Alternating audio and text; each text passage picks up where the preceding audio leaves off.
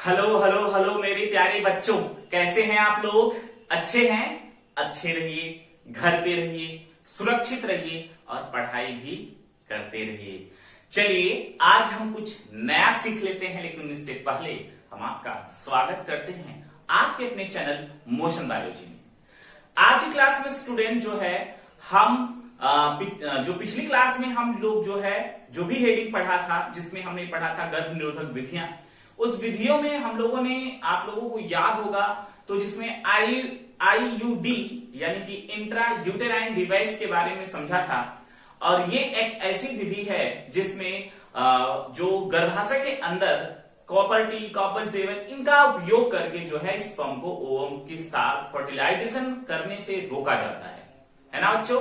तो आपको ये अच्छे तरीके से याद होगा, और अगर याद नहीं है तो फिर भी आप लोगों को फिर से रिवाइज कर लेना है और वीडियो को एक बार और देख लेना है। चलिए यहीं पर एक क्वेश्चन हम आप लोगों से पूछ लेते हैं।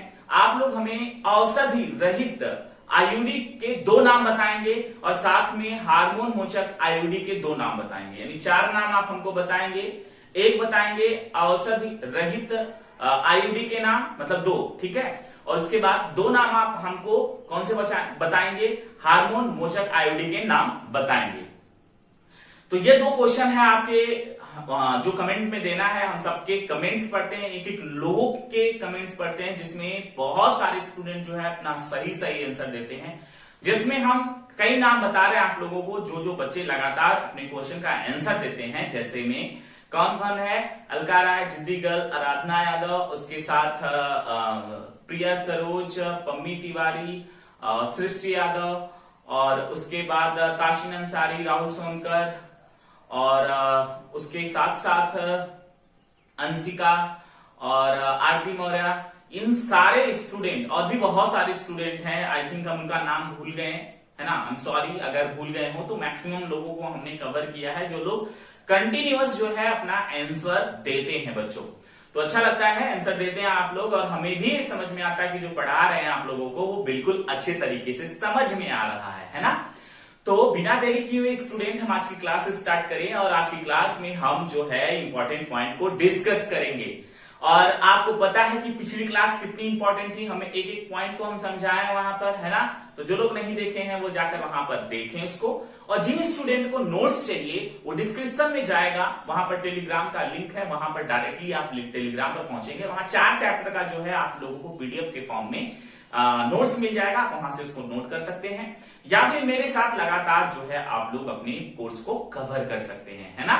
तो चलिए स्टार्ट करें। आज की हेडिंग है बच्चों, पिछली क्लास में आपको याद होगा, पिछली क्लास में हम लोग पढ़ रहे थे गर्भ निरोधक विधियां, जिसमें हमने लोगों ने प्राकृतिक विधि पढ़ा, भौतिक तथा रासायनिक विधि पढ़ा, उसके बाद आईयूडी विधि पढ़ा। आज की क्लास में बच्चों हम लोग जो है दवाई और टीका विधि पढ़ेंगे, ठीक है? दवाई और टीका विधि पढ़ेंगे। तो बच्चों गर्भ निरोधक में क्या हम लोगों ने पढ़ी? हम लोगों का हेडिंग है पहला, क्या है? गर्भ निरोधक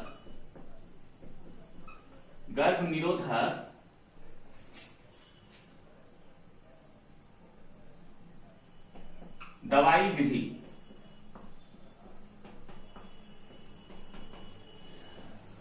बच्चों गर्भ निरोधक दवाई विधि के अंतर्गत हम लोग देखेंगे कि एक मेडिसिन का यूज करके किस प्रकार से जो है स्पर्म को एग के पास जाने से रोका जाता है। गर्भ निरोधक का मतलब ही क्या है?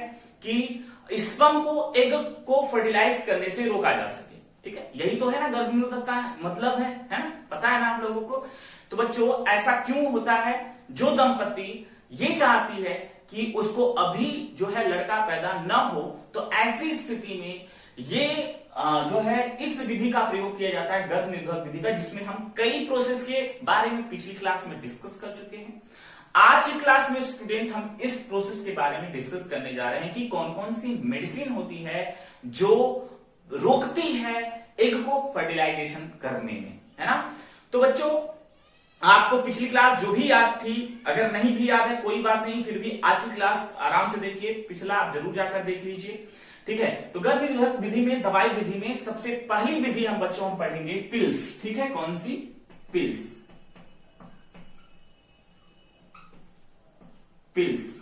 ठीक है? ये गोली होती है, ठीक है, गोली होती है जो कि जिसमें क्या क्या पाया जाता है, जिसमें बच्चों होता है एस्ट्रोजन प्लस प्रोजेस्ट्रॉन, ठीक है, एस्ट्रोजन प्रोजेस्ट्रॉन का मिक्सर होता है बच्चों। यानी कि इस पिल्स में, इस गोली में बच्चों क्या होता है, एस्ट्रोजन और प्रोजेस्ट्रॉन का संयोजन यानी मिक्सर होता है। ये इनका प्रयोग करके बच्चों ये मेडिसिन को बनाया जाता है, जो महिलाओं के थ्रू जो है, जो फीमेल होती है जिनको अभी जो है गर्भधारण नहीं करना है, उनको लगातार जैसे ही आर्तव चक्र चालू होता है, आर्तव चक्र जैसे ही प्रारंभ होता है बच्चों, इस आर्तव चक्र के दौरान जैसे ही स्टार्ट होता है फर्स्ट डे से, यानी फर्स्ट से 5 डे के बीच में, है ना, इसके बीच में बच्चों इस मेडिसिन यानी इस पिल्स को स्टार्ट किया जाता है और लगभग कितने दिन तक लिया जाता है, 21 दिन तक लिया जाता है बच्चों। कितने? 21 डेज तक, लगातार 21 डेज तक लिया जाता है। और जैसा कि आपको पता है, पिछली क्लास में हम लोग डिस्कस किए हैं कि ओवुलेशन जो है, एग जो है बच्चों, वो 14 डेज में रिलीज होता है। तो 21वें दिन जो है स्टूडेंट, इस 21 दिन तक लगातार, है ना, 21 दिन तक लगातार इस पिल्स जो बहुत ही फेमस मेडिसिन है, इसका यूज किया जाता है। और किसके थ्रू किया जाता है? फीमेल के थ्रू किया जाता है। इस मेडिसिन में होता क्या बच्चों? एस्ट्रोजन और प्रोजेस्टेरोन का मिक्सर होता है ना? क्लियर हो गया? तो ये दोनों का मिक्सर से ये पिल्स मेडिसिन यानी इस पिल्स गोली को बनाया जाता है। और इसकी ये जो है, इस गोली को महिलाओं के थ्रू जो है, आर्तव चक्र जब स्टार्ट होता है पहले दिन से 5वें दिन के बीच में स्टार्ट कर दिया जाता है, अधिकतर पहले दिन से, और लगातार 21 दिन तक लिया जाता है बच्चों। ठीक है। और इसके 7 दिन बाद आर्तव चक्र फिर से प्रारंभ होता है और फिर से क्रिया दोहराई जाती है। ठीक है। तो इसका काम क्या होता है? ये मेडिसिन यानी जिसमें एस्ट्रोजन प्रोजेस्टेरोन होता है बच्चों, इसका काम ही है मुख्य रूप से क्या, कि एग के ओवुलेशन को देरी कर दे, है ना, एग का ओवुलेशन ना हो या फिर मैच्योर ना हो एग, और साथ में अगर एग रिलीज भी हो गया हो तो जो स्पर्म है उसकी मोटिलिटी को कम कर दे, उसकी गति को कम कर दे। और साथ साथ में बच्चों जो है फीमेल के यूटेराइन में यानी गर्भाशय में बहुत सारे श्लेष्मिक बदलाव लाता है, जिसकी वजह से स्पर्म फंस जाता है, आगे जा नहीं पाता और एग का फर्टिलाइजेशन हो नहीं पाता। जब एग का फर्टिलाइजेशन नहीं होगा तो सवाल ही नहीं पैदा होता गर्भधारण का। ठीक है बच्चों, तो ये तो पहली दवाई को हम लोगों ने देख लिया। अब जो दूसरी मेडिसिन है स्टूडेंट, वो कौन सी है? टीका विधि है। ठीक है, कौन सी है? टीका विधि। ठीक, तो सॉरी, अभी टीका विधि तो हम समझेंगे इसके बाद, लेकिन इससे पहले बच्चों एक और दवा का नाम भूल रहे थे, उसका नाम क्या है? बहुत ही फेमस है, क्या नाम है? सहेली। ठीक है बच्चों, ये एक ऐसी मेडिसिन है, हाँ चलिए क्वेश्चन यहीं पर पूछ लेते हैं आप लोगों से, बताएंगे आप लोग, ये जो सहेली मेडिसिन है बच्चों, ये कहां पर बनी थी, है ना, इसका निर्माण कहां पर हुआ है, इसका जो आंसर आप हमको कमेंट बॉक्स में बताएंगे। इस मेडिसिन का यूज है स्टूडेंट, क्या यूज है इसका? ये मेडिसिन बहुत ही फेमस हुई, बहुत ही प्रभावशाली भी है और कम हानिकारक भी है। ठीक है, ये दोनों कम हानिकारक है, प्रभावशाली दोनों भी हैं, लेकिन बच्चों ये बहुत ही ज्यादा पसंद किया जाने लगा। क्यों? क्योंकि यह मेडिसिन केवल 7 दिन में एक बार ही यूज किया जाता था। ठीक है, 7 दिन में एक बार ही यूज किया जाता है इस मेडिसिन का, और इसको लगातार किस दिन तक किया जाता है, इसलिए इसको ज्यादा पसंद करने लगे। ये भी मेडिसिन क्या काम करता है? ये एक गैर स्टेरॉइडल मेडिसिन है, दवाई है ना। कई बार क्वेश्चन पूछता है कि इनमें 4 ऑप्शन दे, पूछेगा इनमें से कौन सा गैर स्टेरॉइडल दवा है, तो गैर स्टेरॉइडल दवा कौन सी बच्चों? सहेली। ठीक है, ये मेडिसिन जो है स्टूडेंट, वो क्या होता है? 7 दिन में एक बार महिलाओं को थ्रू लिया जाता है। यह मेडिसिन का काम क्या होता है? वही जो इसका काम है। क्या काम है? स्पर्म को एग के साथ फर्टिलाइज करने से रोका जाए, है ना, और ओवुलेशन में एगो को मैच्योर नहीं किया जाए, और कुछ ऐसे चेंजेस किया जाए जिससे जो स्पर्म जो है आगे की तरफ मूव ऑन ना कर पाए। और अगर ऐसा होगा तो एग फर्टिलाइज नहीं होगा, जब एग फर्टिलाइज नहीं होगा तो गर्भधारण नहीं होगा बच्चों, है ना। समझ में आ गया आप लोगों को, है ना, समझ में आ गया होगा। तो चलिए, अब जो 3 क्वेश्चन पूछे हैं ना, उसका जवाब हमको चाहिए आप लोगों को कमेंट बॉक्स में, तो इसको इरेज करें, आगे की विधि को हम समझते हैं, है ना बच्चों। चलिए ठीक, चलिए स्टार्ट कर देते हैं हम आगे की तरफ, अगली हेडिंग की तरफ हम लोग मूव ऑन करते हैं। और अगली हेडिंग में हम लोगों ने अभी क्या समझा?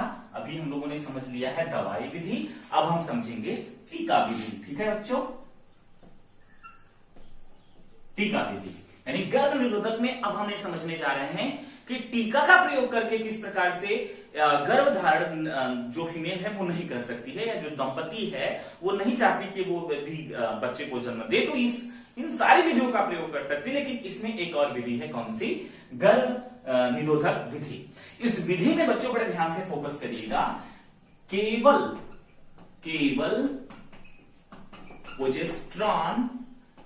प्रोजेस्टेरॉन या फिर बच्चों एस्ट्रोजन, है ना, केवल प्रोजेस्टेरॉन या फिर बच्चों क्या? एस्ट्रोजन, ठीक है, एस्ट्रोजन, इन दोनों के मिक्सर को या तो प्रोजेस्टेरॉन प्लस एस्ट्रोजन के मिक्सर का प्रयोग किया जाता है, टीका बनाया जाता है। क्या बनाया जाता है बच्चों? टीका बनाया जाता है, ठीक है। टीका मतलब इंजेक्शन के थ्रू जो है फीमेल की स्किन में लगाया जाता है, ठीक है, इसको इम्प्लांट किया जाता है। इसकी वजह से बच्चों, इसका पता है एस्ट्रोजन प्रोजेस्टेरॉन का काम क्या है? ये क्या काम करता है? स्पर्म को हर हाल में रोकेगा किसके पास जाने से? एग को फर्टिलाइज होने से।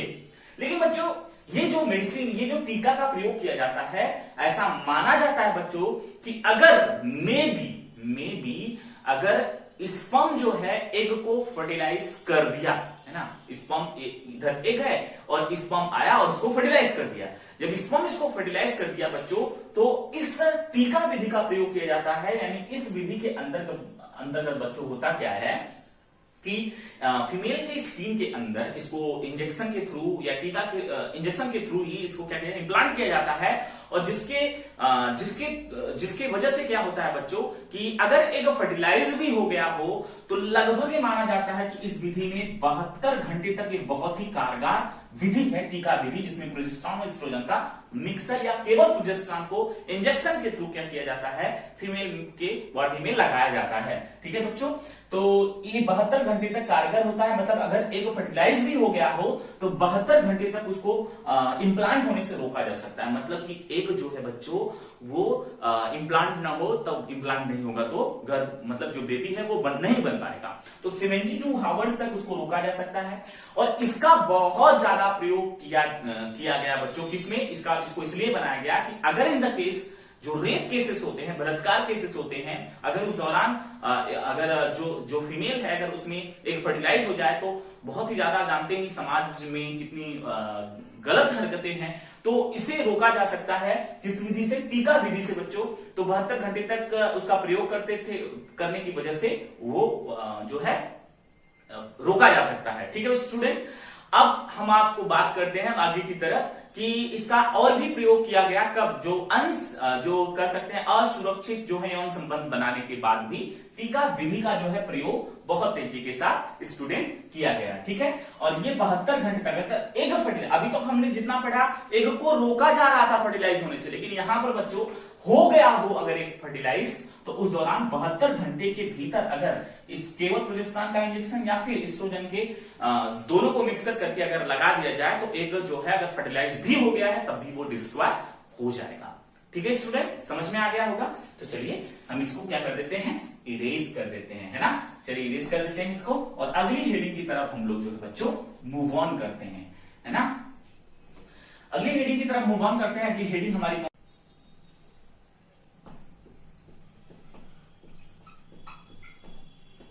बंधकरण, ठीक है बच्चों। अगली हेडिंग हमारी कौन सी है? बंधकरण। बंधकरण एक ऐसी विधि है जो परमानेंटली किसी भी दंपति को माता पिता बनने से रोकती है। मतलब अगर कोई दंपति ये चाहता है कि वो हमेशा के लिए माता पिता न बने, अब नेक्स्ट टाइम से, जैसे कुछ लोगों को होते हैं ना कि 1-2 बच्चे हो जाते हैं उसके बाद वो सोचते हैं कि अब बच्चे ना हो, तो बंधकरण विधि को अपनाते हैं। मतलब इस विधि का दूसरा नाम भी है जो काफी सारे लोग परिचित हैं इस नाम से, जिसको हम नसबंदी के नाम से जानते हैं बच्चों। यह एक ऐसी विधि है जिसमें होता क्या है बच्चों, हम बता देते हैं। जिसमें मेल में होता है बच्चों शुक्रवाहक जो नली होती है, शुक्रवाहक नलिका, ठीक है। और फीमेल में स्टूडेंट क्या होता है?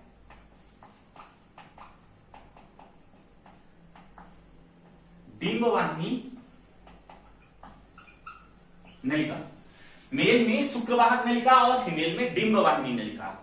इन दोनों को कट किया जाता है। या तो मेल में अगर इसको एक दंपति में अगर मेल में शुक्रवाहक को काट दिया गया, तो फीमेल में काटने की जरूरत नहीं है। अगर फीमेल में काट दिया गया तो मेल में काटने की जरूरत नहीं है।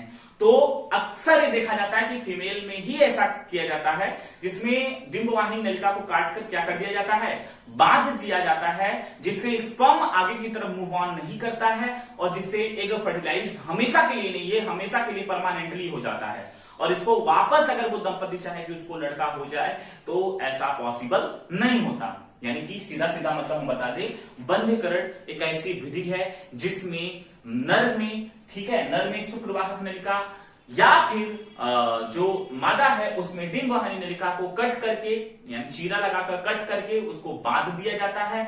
और ये हमेशा के लिए जो है बच्चों एक गर्भ निरोधक विधि के रूप में माना जाता है और वो दंपति कभी भी मतलब गर्भ धारण नहीं कर सकती है।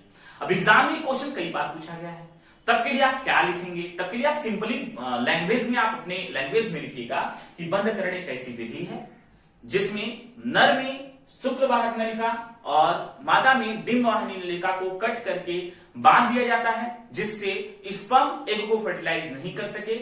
और यह विधि परमानेंटली विधि होती है, यानी हमेशा के लिए यह विधि होती है, जिससे वो दंपति कभी भी मतलब माता पिता नहीं बन सकते हैं। ठीक है, ठीक है बच्चों, समझ में आ गया? इतना ही था इस रीडिंग में। बुक में लिखा है बहुत सारा, लेकिन है कुछ नहीं उसमें, बस इतना ही है जो हमने आपको बताया। ठीक है, इसमें होता क्या है, इसकी क्रिया विधि आपको बता दे।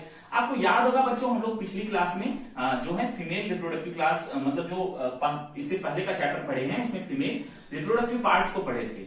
और आपको याद होगा उसमें हमने टेस्टिस के बारे में डिस्कस किया था और ये जो शुक्रवाहक नलिका है वो कुछ यही थी, है ना, कुछ यही थी। उसके बाद जो है यहाँ पर जो है ग्लैंड्स थी जहां पर लिक्विड मिलता था, उसके बाद उसका यूरेथ्रा वाला पार्ट था, है ना, इतना ही था। और डिंबवाहिनी नलिका में आपको याद होगा कि जो बच्चों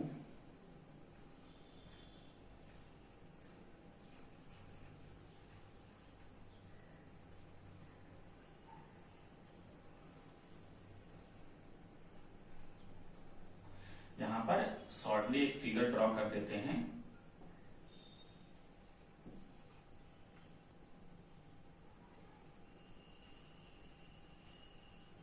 ठीक है बच्चों, तो ये फैलोपियन नलिका है, ये क्या है, शुक्रवाहक नलिका है।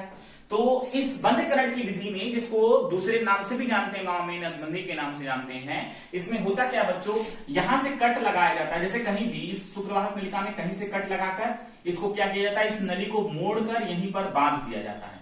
ठीक है, जब यहीं पर बांध दिया जाता है तो अब बताइए, अगर स्पर्म यहां पर बन रहा है तो क्या स्पर्म इस रास्ते से यहां जा पाएगा? बीच में तो कटा बांधा है ना, नहीं जा पाएगा ना। अगर नहीं जा पाएगा, दोनों साइड से काट दिया जाता है, यानी कि जो टेस्टिस का दोनों साइड है, दोनों साइड से काट के बाद, अगर एक साइड से किया जाए तो एक साइड तो होगा ना, तो फर्टिलाइजेशन के चांसेस हैं। लेकिन यहाँ पर दोनों साइड से काटकर उसको बांध दिया जाता है, जिससे स्पर्म इस रास्ते से होकर यहीं पर जा पाता है, इसके बाद आगे मूव ऑन नहीं कर पाता। और ये फीमेल जो है क्या, हाँ, माता, मतलब कि ये जो है एक फर्टिलाइज नहीं हो पाएगा। या तो ठीक है, फीमेल मेल में कर दिया गया ये काम, ठीक है, जिसको बच्चों इंग्लिश में वेस्कोटॉमी कहते हैं। वेस्कोटो, ठीक है बच्चों, वैसेक्टॉमी, ठीक है बच्चों, वैसेक्टॉमी कहा जाता है इसको इंग्लिश में। ठीक है बच्चों, अब यहां पर देखो डिंबवाहिनी नलिका यानी कि जो फैलोपियन ट्यूब है बच्चों, यहां पर भी अगर मेल में नहीं किया गया ऐसा, तो फीमेल में ऐसा किया जाता है। क्या किया जाता है, डिंबवाहिनी नलिका को ऐसे कट करके दोनों साइड से क्या किया जाता है, बांध दिया जाता है, इधर से भी और इधर से भी, दोनों साइड से, क्योंकि आपको पता है एग का ओव्यूलेशन होता रहता है ना, दोनों साइड से। इसी प्रकार से मेल में भी दोनों साइड से बांधा जाता है। ठीक है, तो जब बांध दिया जाता है तो अगर एग यहाँ पर बन रहा है, जैसे यहाँ पर एग बन रहा है अगर, तो एग जो है यहाँ इस रास्ते से बच्चों यहाँ पर तो जाएगा, लेकिन इसके बाद यहाँ पर कट लगा है तो फिर जाने का कोई चांसेस नहीं है। और अगर स्पर्म इस रास्ते से होकर आगे मूव भी कर रहा है तो बच्चों यहां तक जाएगा, उसके बाद आगे जाने के चांसेस नहीं है। तो ठीक है, तो मेल में इसको वेस्कोटॉमी कहते हैं और फीमेल में इसको ट्यूबेक्टॉमी कहते हैं, ट्यूबेक्टॉमी। ठीक है बच्चों, वेस्कोटॉमी और ट्यूबेक्टॉमी कहा जाता है बच्चों इंग्लिश में इसको। ठीक है, इसको शुक्रवाहक जो है इसमें शुक्रवाहक नलिका को कट किया जाता है, इसमें डिंबवाहिनी नलिका को कट किया जाता है। तो समझ में आ गया होगा आप लोगों को। फिर से एक बार इस टॉपिक को रिवाइज कर दें, इंपॉर्टेंट है, बहुत इंपॉर्टेंट है स्टूडेंट, कई बार एग्जाम में पूछा गया है। बंधकरण एक ऐसी विधि है जिसमें किसी एक मतलब किसी दंपति का, ठीक है, किसी दंपति में या तो नर या तो मादा, ठीक है, या तो नर या तो मादा, या तो नर का शुक्रवाहक नलिका और या मादा का डिंबवाहिनी नलिका यानी फलोपियन नलिका को कट करके उसको बांध दिया जाता है, जिससे एग के पास स्पर्म जाने से रोक सके। यह क्रिया एक दंपति में किसी एक को किया जाए, या तो मेल को किया जा सकता है या तो फीमेल को किया जा सकता है ना, दोनों में से किसी एक को किया जाता है। इनमें दोनों साइड से, फीमेल में किया जाए दोनों साइड से फैलोपियन नलिका को कट करके बांधा जाएगा, मेल में किया जाएगा तो दोनों साइड से जो है शुक्रवाहक नलिका को काट कर बांध दिया जाएगा, जिससे स्पर्म जो है एग के पास जाने से रोका जा सके। ठीक है स्टूडेंट, तो आज की क्लास यहीं तक थी स्टूडेंट, और आज हम लोग जो है बहुत इंपॉर्टेंट हेडिंग को पढ़े, याद किए, कॉन्सेप्ट को सीखे हैं। और अगर आप लोगों ने नहीं पढ़ा तो वही बात है ना, क्या इसमें तेरा घाटा तो इसलिए इसमें तेरा घाटा मेरा कुछ नहीं जाता बच्चों।